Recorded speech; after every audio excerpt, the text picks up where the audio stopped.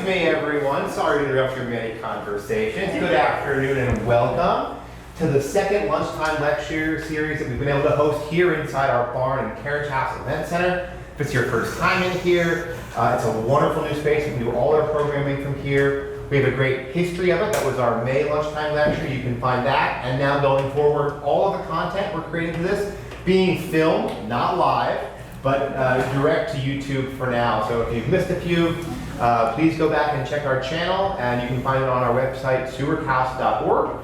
I'm Jeff Ludwig, Director of Education, and it's been my pleasure, I think for 5 or 6 years now, to have been colleagues and friends with today's speaker, Nellie Ludemann, who has been in Auburn residentially, but building a career for herself at Seneca Falls. We've worked together through the many hats she's worn and labels that she's had, including at the Seneca Falls Historical Society, where she moved up from education to be its director. And now we can find her, as we'll learn today, a little bit uptown at the Women's Hall of Fame and in their new home at the Knitting Mill. I went to graduate school at the University of Rochester starting in 2006, and we were very early on fans of the It's a Wonderful Life run. And we would park there, and my wife and I would look up at that building and say, what a beautiful ruin. Wouldn't it be great if someday they could do something with this? And then a wonderful they emerged. And much like with the barn and carriage here at the Seward House Museum, you find once you start on a large capital project like this, it's like an onion. And you're going to keep peeling back layers. And you're going to find some things that are going to be wonderful, and maybe things that can be a little surprising. And so we are so pleased to have Nellie share the story of this project, and we'll be happy to answer questions. She's brought materials to share, and I hope that all of you will consider, after her talk today, going down the road to Seneca Falls and paying her museum a visit. If you've not been inside her new space, you've really got to go. She hosted all of our interns this week. We hosted theirs last week, and for all of them, very eye-opening to see that kind of work. They're doing amazing things, and we're always so happy to have Nellie back with us here in Auburn and the Seward House Museum. So please join me in welcoming Nellie. Hello. Thank you so much, Jeff. That was wonderful. How are we doing today? Good. Awesome. So yes, my name is Nellie Ludemann. I am the Museum and Community Relations Manager for the National Women's Hall of Fame. So when I speak to groups like this, I always like to mention that sometimes I talk a lot, sometimes I talk fast, and I'm going to be throwing a lot of information at you. So I have included my email in every slide. If you have any questions that I'm not able to answer, if you think of something later, please feel free to email me. I'm happy to answer anything that I can.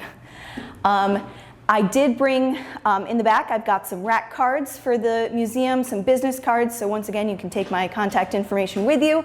On the other side, I've got their older concept plans, maps, pictures. Yes, thank you, Walker. My Vanna White back there. They need to stay with me, but feel free to look through them. So I also want to mention that I've only been with the National Women's Hall of Fame for just over a year.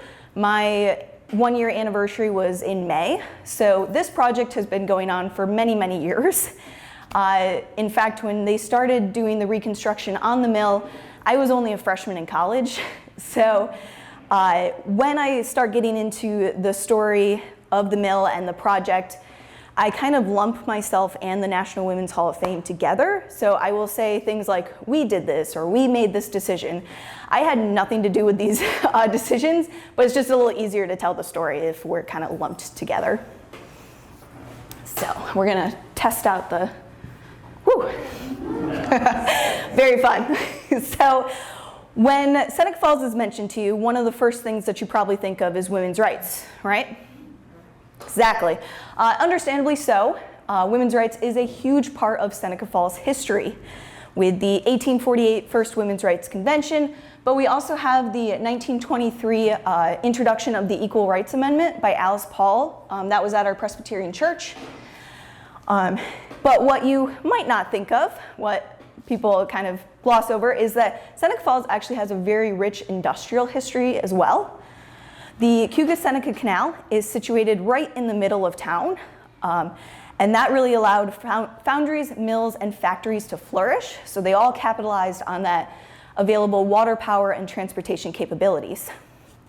So from the first mill that was built around 1790 to about 1839, Seneca Falls was known for producing leather, paper, and flour. Then we bring in the manufacture of wooden water pumps with metal accessories, and finally the all-metal water pump, which Seneca Falls is kind of known for. Finally, by the 1840s, we are introducing textile manufacturing, in particular, the Seneca Knitting Mill. So something that I find wonderful about the Seneca Knitting Mill story is that it really includes both of these ideas, women's rights and industry.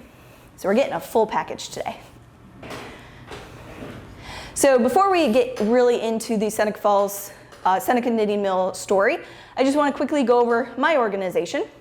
So the National Women's Hall of Fame was incorporated in 1969, and that was when one of our founders went to New York City to the Hall of Great Americans, and he found great inconsistencies between the representation of men versus women. I'm going to let you assume which was greater. They, along with other individuals, got together and they did what was called a founder's tea. So they had a tea party. So just like the 1848 Women's Rights Convention, that started with a tea party, we started with a tea party. Today, our mission is to honor and celebrate American women, to empower all generations, and advance gender equity. So to that end, we have inducted 312 women into our Hall of Fame across a wide range of categories, so like literature, sports, mathematics, science, much more. So the very beginnings of the Seneca Knitting Mill goes all the way back to three gentlemen, Judge Gary Sackett, Ansel Bascom, and Andrew Tillman.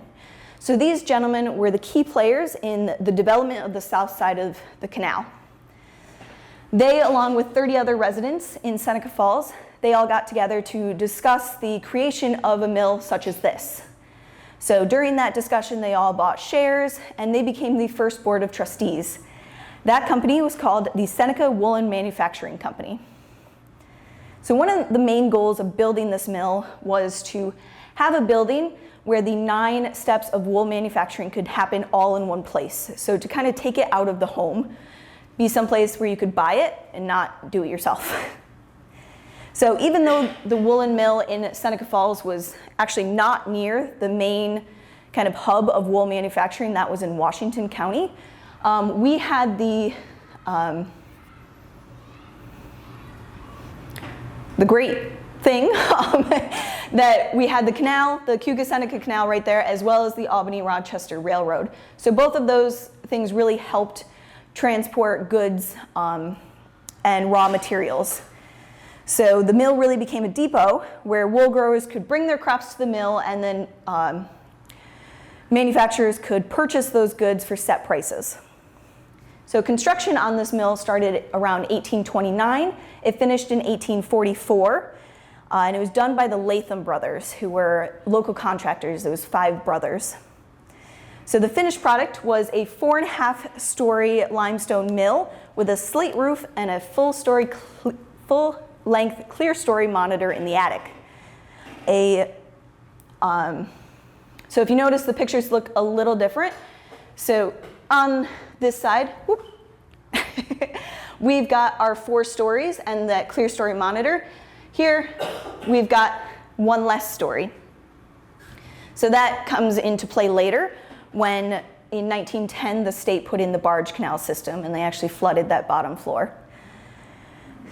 So the limestone that was used to create the mill was actually locally sourced from a quarry a few miles away.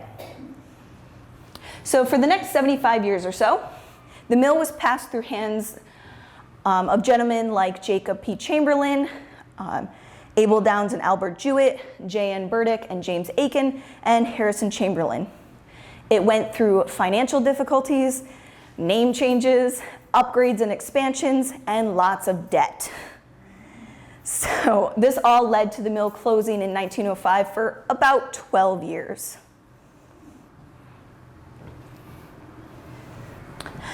By 1917, Seneca Falls newspapers were releasing the story that George Gebb and Thomas Garvin of Connecticut were now leasing the mill, which eventually they purchased by 1922. So the pair began to update the facility quite extensively. They added electricity in 1917, new machinery, and running water. And the mill became the second largest employment and production industry in Seneca Falls by 1934. At this time, they also began leading the way in progressive thinking by hiring primarily women. So during this time, 60% of their workforce was women. By 1948, both Gebb and Garvin had passed away, and the company was left in the hands of their son-in-law. His name was Francis Sewin, also known as Bud. So he, with his wife, Clara Gebb Sewin, and daughter Ida Mae Gebb, those women were vice president and secretary treasurer. So now we're starting to see women in leadership roles. 1965, the company was selling $18 million in products annually. So $5 million in hosiery, $3 million in woven cloth, $10 million from yarn. And the company later expanded to include men's dress socks, children's socks, athletic socks, work hose, women's hosiery, sportswear. So when I was going back through this information and trying to find some new fun facts, I found the best fact. So 1929, Admiral Richard E. Byrd went down to the South Pole. We went with him. So he was wearing our socks.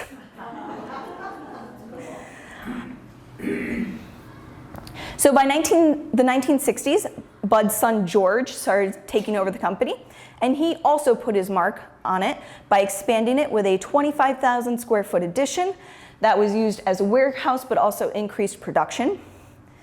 So at this time, the company employed 430 people. Now I don't know the breakdown of men versus women on that, I'm sorry.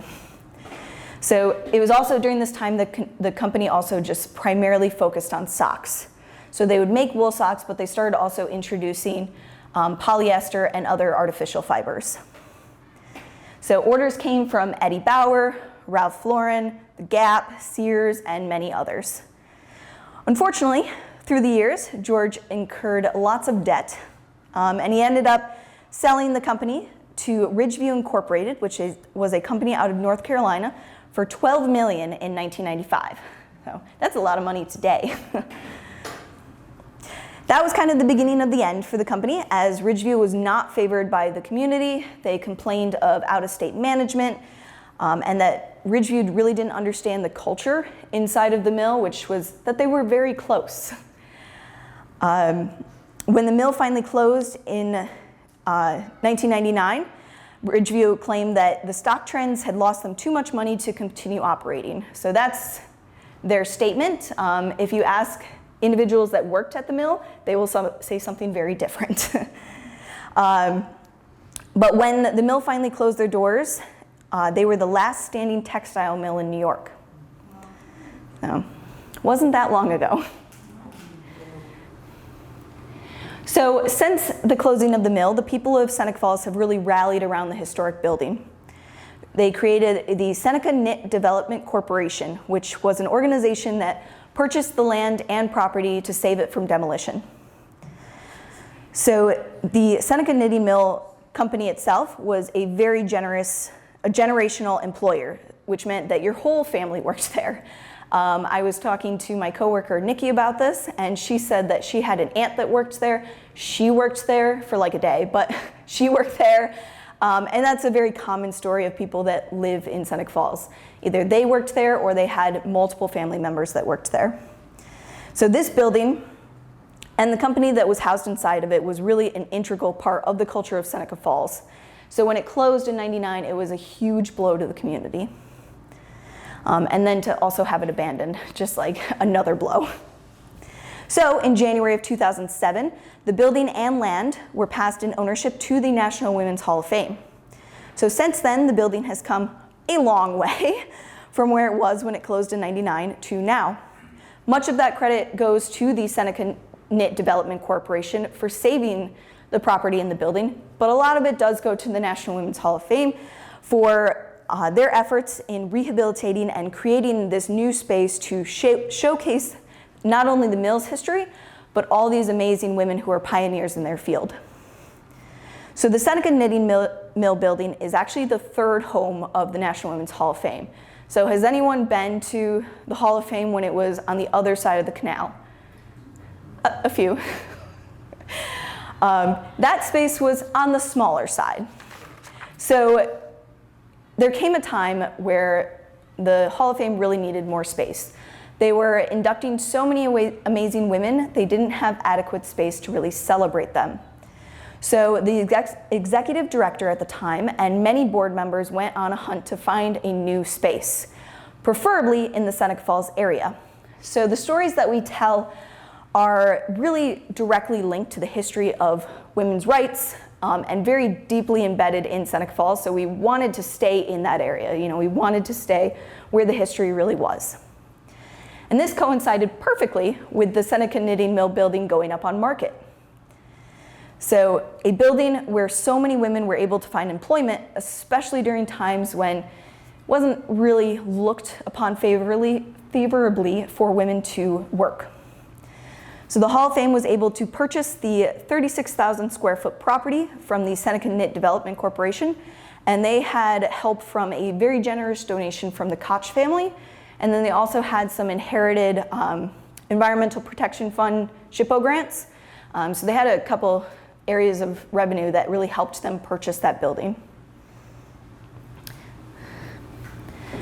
So right away, there became difficulties in raising money to help fund the restoration of the building. So we purchased it in 2007. What did 2008 bring us? A nice big recession. So that really halted our ability to raise funds. There was a big town matching grant with Restore New York that we kind of struggled to make, but we were able to.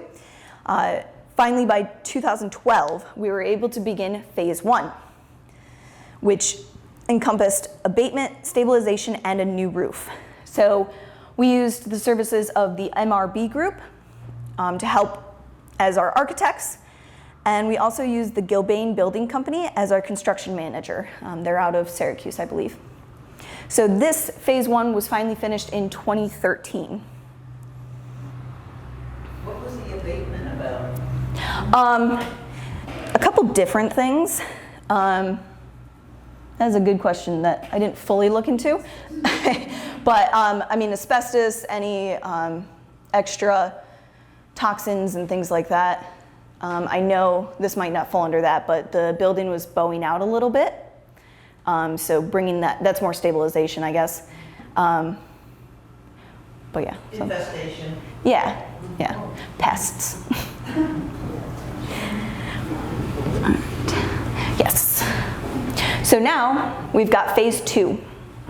So this brings us inside the building itself. So after the mill's closing in 1999, the building was pretty much abandoned and looted. So it really just became a shell of a space. And in many ways, this project began from scratch because we now had to add utilities. So power, plumbing, sewer.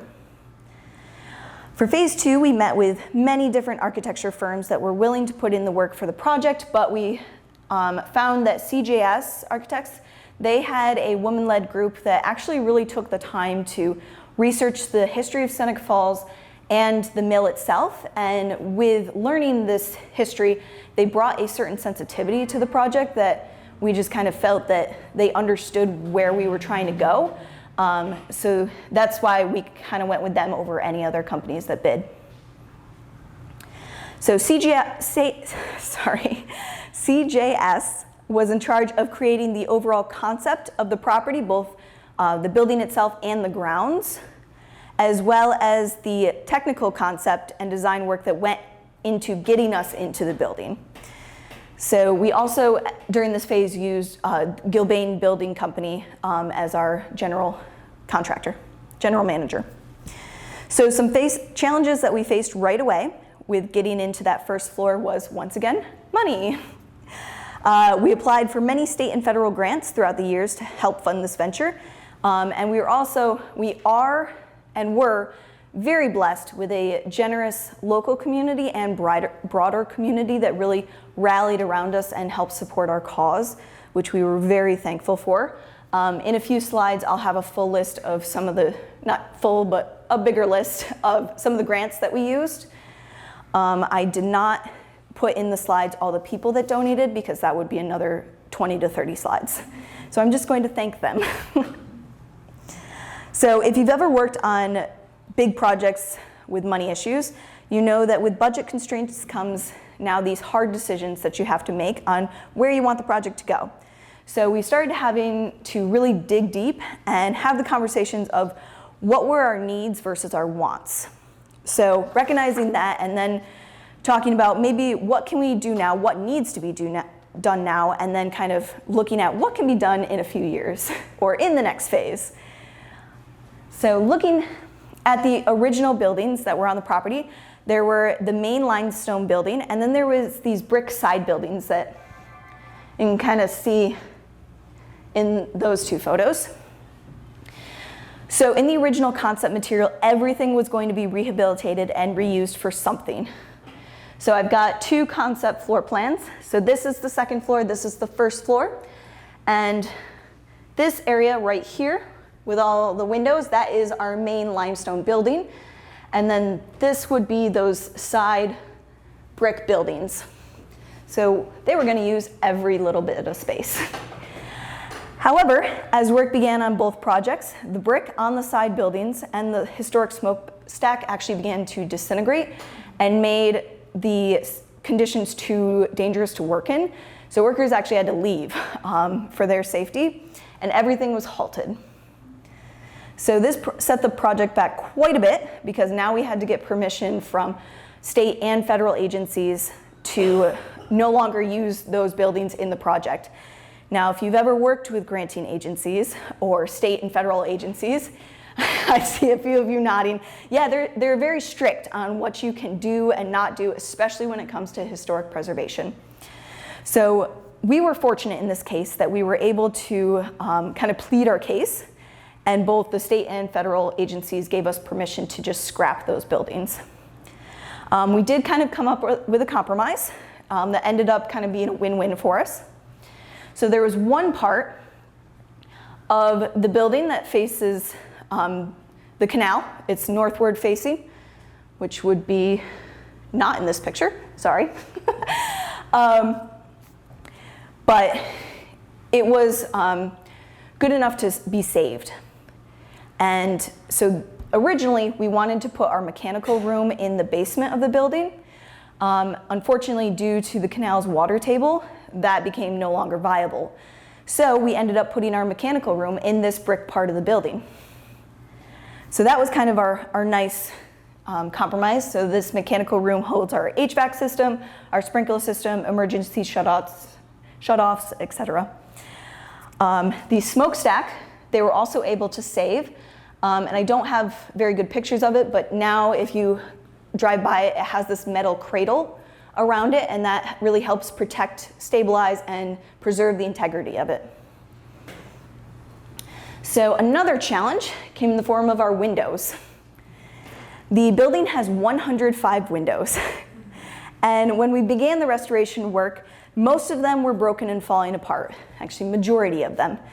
The wood was so disintegrated that it really wasn't feasible to restore them, only replace them. I was speaking with a woman that's been with the project for a while, and she said you could just touch it and it would just break into toothpicks. So they were not good. So once again, we ran into the struggle of strict guidelines on what you can restore versus replace when it comes to historic preservation. And at this point, we were also working with historic tax credits. So there's some more rules. However, once again, we were fortunate enough to plead our case and have sufficient evidence to explain that we really can't save these. And so we were able to replace all 105 windows with thermopane windows. And they pretty much look exactly like they used to look when the mill was in the heyday. So we were very fortunate for that.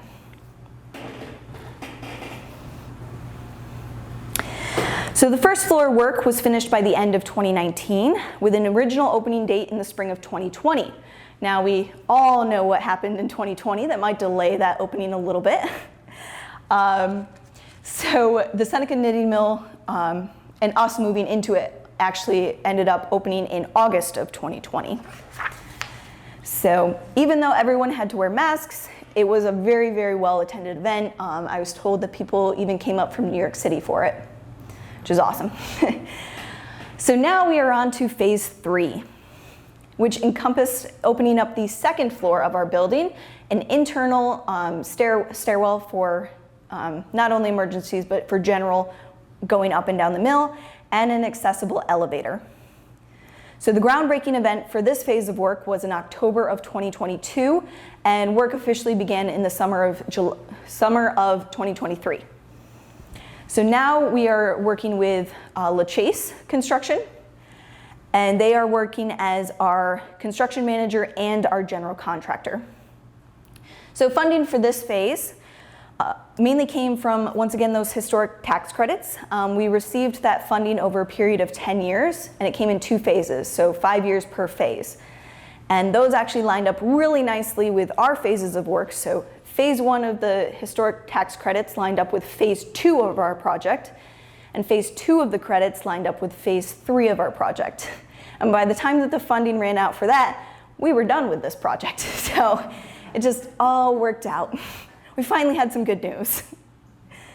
We were also fortunate enough to receive part of the Seneca Falls Downtown Revitalization Initiative funding, or DRI funding. So both those streams of revenue allowed us to complete phase 3 and officially reopen the museum in May of 2024. And then we had a grand opening of our second floor in July of 2024. So of course, what's a new phase without some challenges? This one, our challenge was, where do we put the elevator? So once again, the State Historic Preservation Offices, or SHPO, kind of came in to be a buzzkill. So if you notice on this photograph, it kind of looks like there's an elevator already there. And you would be right, there was. But that elevator only brought goods up and down, not people. So we were thinking we would just do the same thing, just put the elevator straight flush against the building. Unfortunately, SHPO said we can't do that because a lot of more modern elevators, all the mechanical systems need to go on the top. So in doing that, we would cover up this historic arched window, which you can kind of see there. And that was a no-go. That was not allowed. So our compromise was to take the elevator off the building and build in these glass walkways. And I really like the walkways. I like going up, and you have really, really nice views of the north and south side of Seneca Falls. And actually, I haven't done it yet, but I really want to. Straight across, we can see into the Women's Rights National Historical Parks conference room. And I really want to play like charades or like hold up signs. Anyway. So here is that list of some of the granting agencies that we received awards from. So once again, it is not a comprehensive list. I'm sure I missed some. I'm sure I messed up some of them.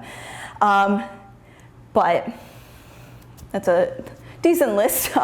Once again, we had very generous donations from individuals, families, and other foundations that I would be remiss in saying thank you. We really appreciate it. I also wanted to mention we have received some awards recently. This is not a full list of the awards. This is just what we've received in the last 2 years. So with our second floor opening in July of 2024, Preserve Seneca Falls, which is a nonprofit group in Seneca Falls, they are dedicated to recognizing, preserving, and revitalizing the historic, architectural, and cultural resources of Seneca Falls. They gave us an Excellence in Preservation Award, which was very nice. We really appreciated that. And then just in May, and this is the picture from the ceremony, we received the Joan K. Dickinson Award in Historic Preservation from the New York State Offices of Parks, Recreation, and Preservation, which was also very nice to receive. We were very thankful. So I don't have it listed in here, but I also wanted to mention that we are doing a lot and making strides in accessibility inside the museum. So we are now featured on I Love New York Accessible.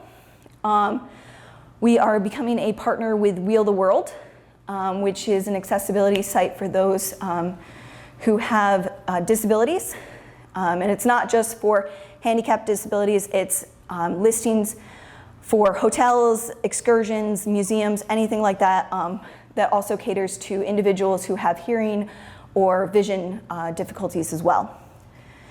And we are also working on becoming a part of the Bloomberg's Connect app. Has anyone heard of that app? Some of you? Awesome, yeah. You should definitely check it out. It is a great app.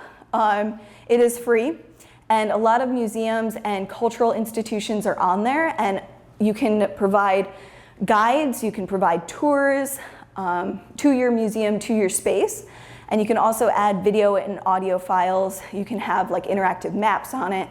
There's a lot that makes your space more accessible, not just to the people coming in, but to your greater, wider audience. And it's international. It is, yeah, it's international, absolutely. So it's a 12 to 13 week process to become part of this app. And so you have to make these meetings, and some meetings you have people from like Sweden with you and from Spain. So it's really great. So where are we going from here? So that question is constantly evolving, constantly changing. And so far, we've only been able to finish the first and second floor. So naturally, we would love to go to the third and the fourth floor. However, we're not really quite ready for that yet. Right now, we would like to begin a construction project that updates things on the first and the second floor. So widening our gift shop, adding a conference room, some offices. That project, the schematics for that are in the approval process, so we haven't quite heard on whether we can start that yet. But that's kind of our next steps as of right now. But future ambitions would see offices, storage, and a kitchen on our third floor. And then the fourth floor would be event rental space. So a nice space where people in Seneca Falls or Auburn could come rent our space, have some parties.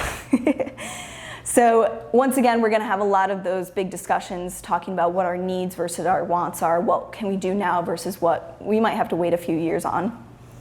So that's kind of an overview of the Seneca Knitting Mill project. So if you have any questions, I just, again, want to say I haven't been with this project for the entirety, but I will answer what I can.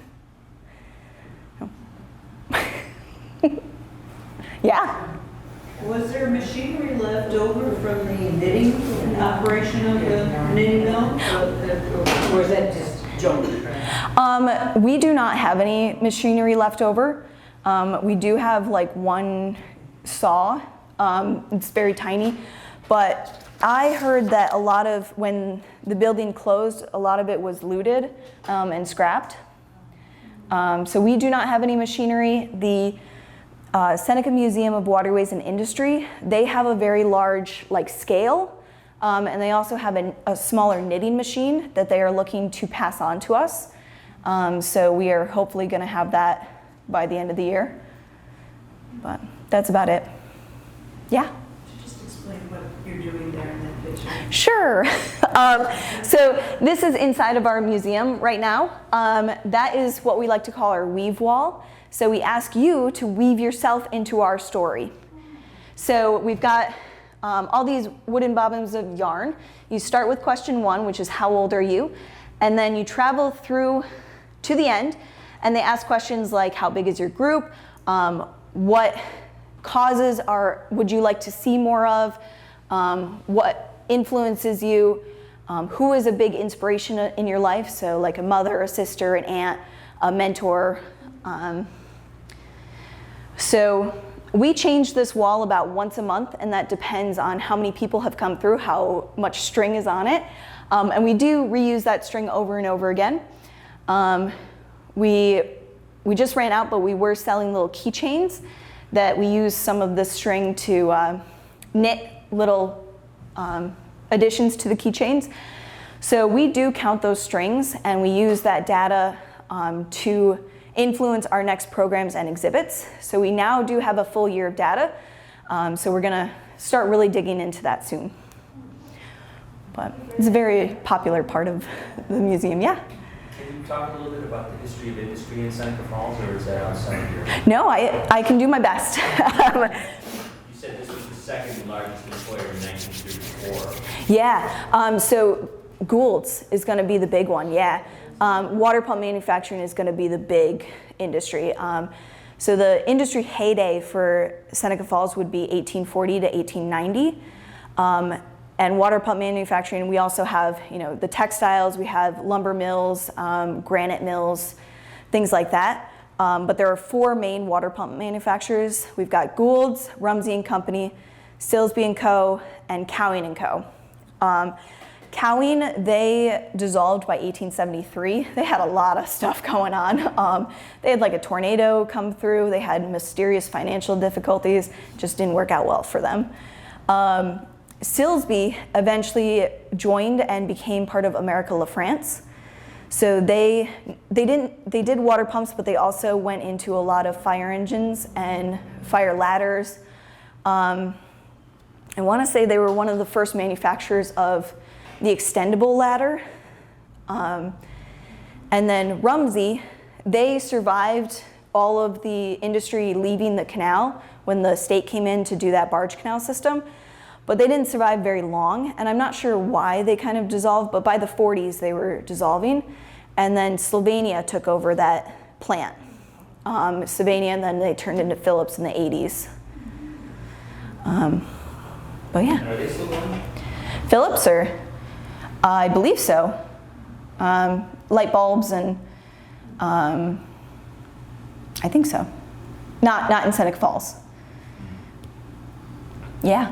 Nellie, would you talk a little bit about community feedback and participation, maybe what you know from start to finish? I imagine in the early days there was so much attachment, multi-generational family connections. Were there town halls and forums for people early on to talk about their visions for it? What has the response been as locals have come in and seen what you've done for the first time? Yeah. I don't know the exact how many like town halls or anything, but I'm sure there absolutely was, because this was such a deep part of the community.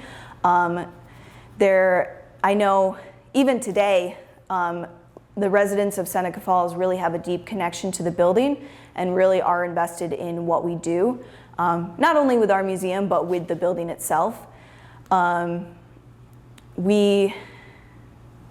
Sorry, I was losing your question. Your title is community manager, so you must be doing a lot of managing relationships, trying to grow and cultivate. You already got a nice foundation because you're building. Yeah. Association. So I'm wondering, how are you managing it, and what has that been like?